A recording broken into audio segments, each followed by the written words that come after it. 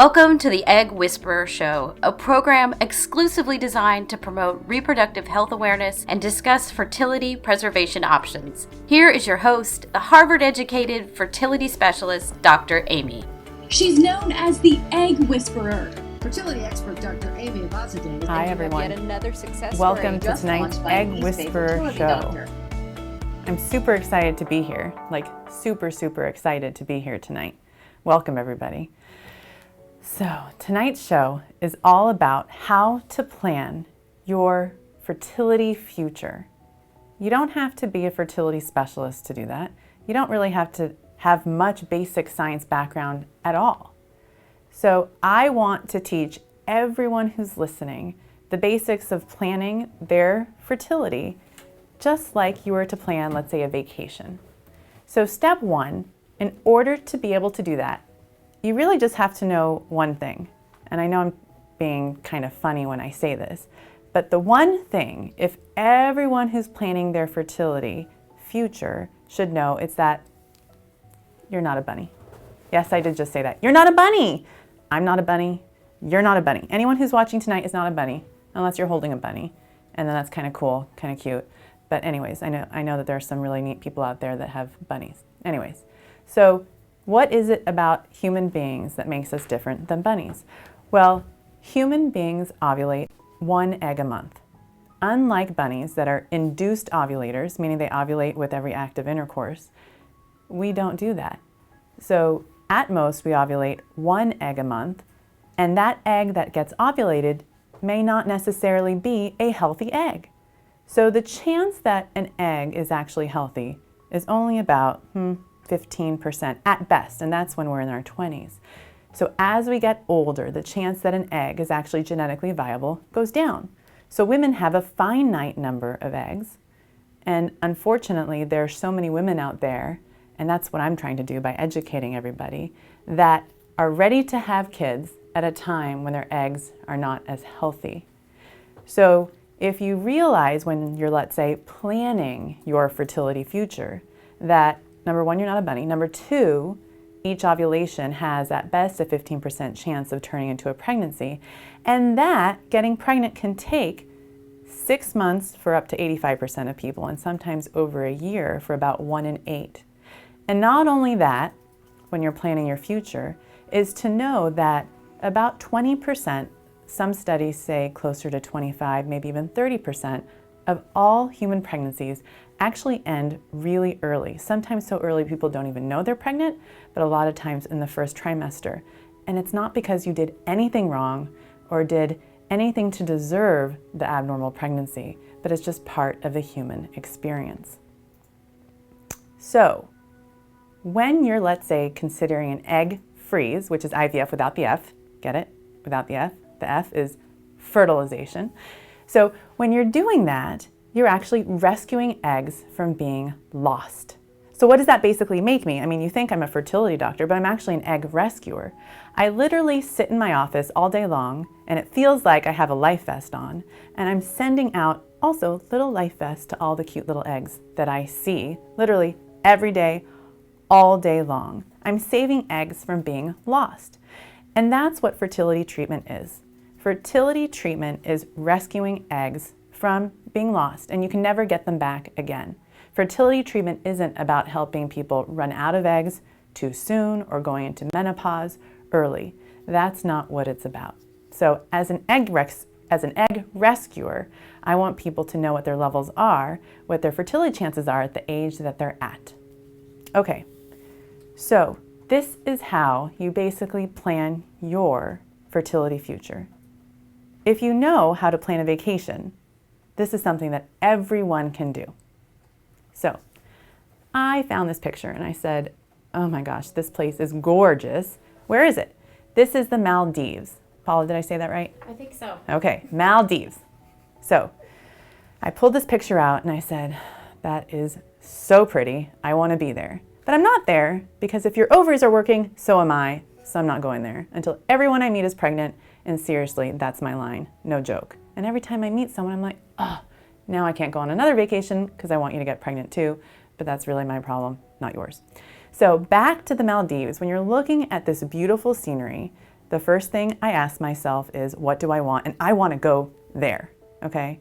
Then the next thing is, what is it going to take to get what I want? Well, I want to go there. So what is it going to take? Paula, how long does it take me to get to the Maldives? Probably about 30 hours. About 30 hours. And that's probably really expensive too, maybe. So 30 hours, some money, saving some money, and lots of planning. The majority of Americans actually do that. They plan trips, they plan vacations, they plan them not just months in advance, but they plan them years in advance. Pregnancy is the most important trip of your life. The most. Maybe I'm a little bit biased, but I really think it is. I don't want you to call one baby tequila, the second baby Cabernet, the third baby whiskey, and the fourth baby, margarita. That seems to be the way many Americans do it, but some people actually have difficulty doing it. So if you actually take time in the very beginning, perhaps, of your relationship or in your early 20s to plan your fertility future, you hopefully will have a little bit less of a struggle. And I want to save, if I can save one person from that struggle, then I've done my job tonight. Okay, so I just went through the 3 things, and these are the 3 things that I basically live my life by, the 3 rules. What do I want? What is it going to take to get what I want? And am I willing to do it? So when it comes to fertility, you can do just that and be honest, realize that these things are going to change, and be concrete. So I am 41 years old, okay? 41. Let's just say I want a pregnancy. So I want to be pregnant. So what is it going to take to get what I want? Well, at 41, let's be concrete here. At 41, the chance that an egg is going to be genetically viable is around 10%. So it might take fertility treatment. It might take lots of doctor's visits. And then if I'm willing to do what it takes, then I'm going to move forward with doing just that. But let's say I change what I want to, well, I want 2 children. Well, then perhaps at 41, because we know, let's say in 2 or 3 years at 42 or 43, that it's going to actually be much harder, much harder to get pregnant. Then you want to realize that if you start with number 1 and be really honest with yourself, and then write down exactly what it's going to take, and then go do just that. So back to my beach picture. You're at the beach. What do people do before they go to Hawaii? Well, I can tell you this isn't me, but I have friends, and this is what they do. They show up, and I say to them, did you just get back from your trip? And they say, no, I'm getting ready for my trip. I'm like, what do you mean you're getting ready? Well, I've been going to the gym every day. I've been self-tanning 3 times a week, and I have this new vegan diet that I'm following. Okay, so shouldn't we be doing that as well when it comes to pregnancy? I mean, not that, but what I'm saying is pay attention to the details of what it's going to take and do that. So if you're planning this trip, which is your desired vacation, then get yourself beach body ready, so to speak. I'm not talking about the superficial stuff. I'm talking about the actual things that you need to do. Medically speaking, you have high blood pressure. Go to the medical doctor and get your blood pressure down. See a fitness specialist. Get some weight off. Change your diet. Those kinds of things are the things that you should do so that once you are pregnant, you want to stay pregnant and give yourself the best chance of having a healthy pregnancy. And going into a healthy pregnancy, there are tests that you can do from a genetic standpoint to make sure that your genes, and let's say, if I'm a woman and I need a sperm cell, that the sperm cells of both, not the sperm cells of both, but the genetic makeup of both things together are compatible so that you don't, let's say, both carry a disease that may result in a pregnancy that may not be as healthy. And basically, I want to save people from having a surprise that they otherwise could have prevented potentially. Okay, so what I'd like to do right now is open things up for questions if someone wants to call in with anything. I think we might have a couple callers, but if not, I'm actually going to go back to my 3 pineapples just as a reminder for the 3 things. And if you forget, or actually you think, that you don't have the health background to figure out how to plan your fertility future, you just have to ask yourself very simply, what do I want? And if it's as simple as I want a child and I want a child at this age, then be very honest about what it's going to take. Because if at that age your levels are a certain way, then perhaps you should think about doing something a little bit proactively than perhaps waiting until, let's say, you're 39, 40, 42, and older. The average age of my patients, about 39 years old. There are my 3 pineapples. Cute, aren't they?